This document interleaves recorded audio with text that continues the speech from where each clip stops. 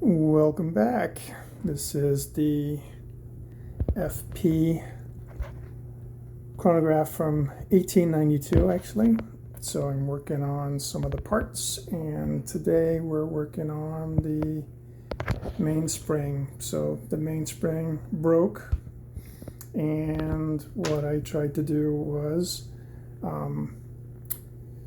just shorten it and drill a new hole on the inside part, and then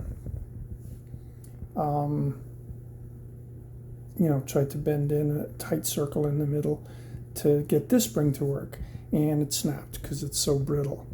So now what we're having to do is get a new spring. However, this was a toung end, and put the T end on to this spring. So the T end is set on a little post, which is going to be shortened and riveted.